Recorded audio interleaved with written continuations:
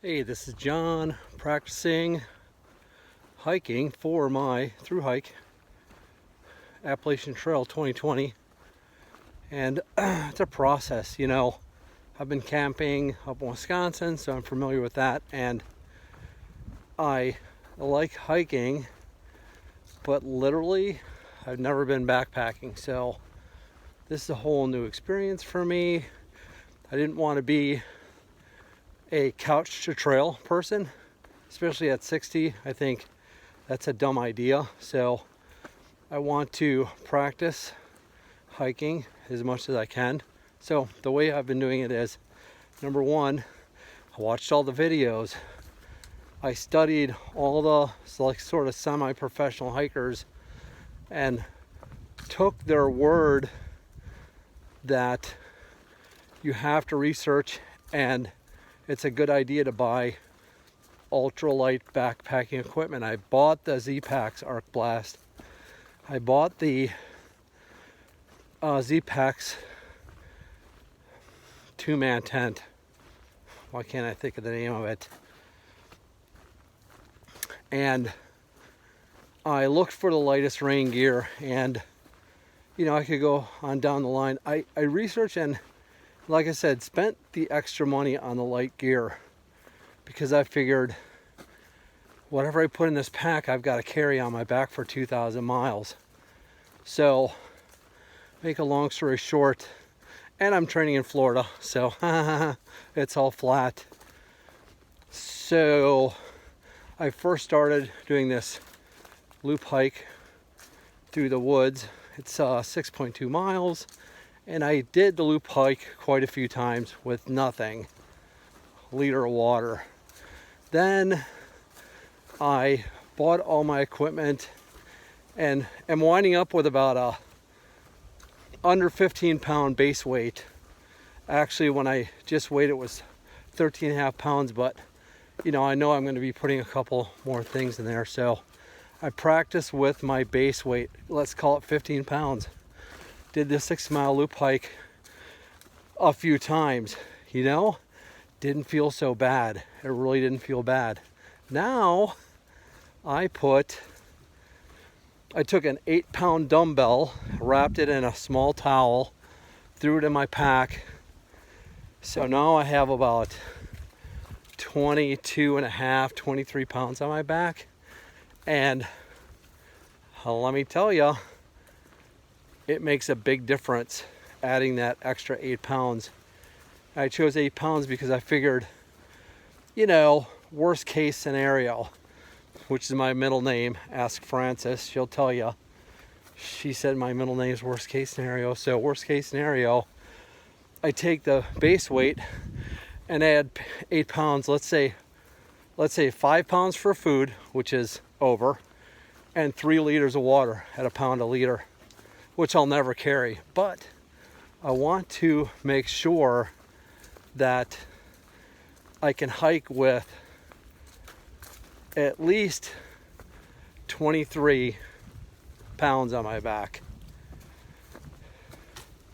So that's what I'm doing today for the first time. It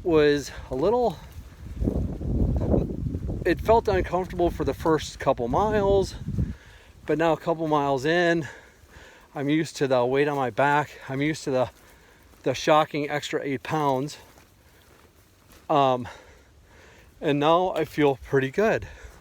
The only thing that really I've noticed in my body is in my ankles. They're a little extra stressed with the extra weight, but so now when I do this 6-mile loop hike, I'll keep this 23 pounds on my back, and I'm going to practice. I'm not going from couch to trail. I don't think it's a good idea. A lot of people do it. You know what? If you're 20 years old, give it a shot. I'll bet you can do it. I'll bet you have a couple blisters and a couple extra aches and pains, but you'll be able to work it out. But I think it's wise to practice. I've got Ultra Lone Peak 4 on my feet, darn tough socks. I'll be honest with you, these Ultras are taking a little bit getting used to. There's just not a lot of padding in them. But honestly, out of all this hiking with the weight on my back, I've not got one blister yet. So, plus these socks, I think these wool socks help. And I've trudged through water. I've purposely gone out in the rain. I purposely waited until this trail was wet, and I've stomped through, you know, basically the swamp, big puddles, long stretches. I wanted my feet to get wet. I wanted to see how these socks would work. I'll tell you, these darn tough socks, the wool ones, even if your feet get wet, it's hard to explain, but these socks, since they're wool, keep your feet in one solid place in your shoe, and they don't slide around. And so I think that has a lot to do with not getting blisters, is your feet not sliding around in your shoes. So yeah, darn tough wool socks. Highly recommended. This is from my experience, you know, going through the paces on purpose. I'm only using one trekking pole, so I guess when I get on, which you don't need for flat, I can see them coming in useful when you're going up and down some terrain. So anyway, long story short, sorry for the shaky cam. I'm sort of practicing vlogging as well. When I go on the trail, I'll have that Apple iPhone 11 with the cool cameras, and it's all I'm going to try to practice as much as I can. Again, right now, this 23 pounds on my back, it doesn't feel so bad, but I wouldn't wait until you're at Springer Mountain.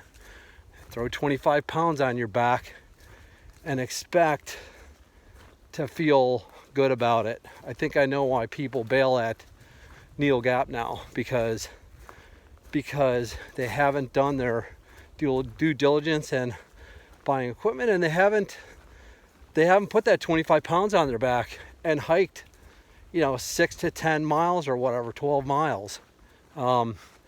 There's a big difference between looking at your gear spread across your bedroom floor and taking videos of it and shoving it in a pack, putting it on your back and putting it to the test.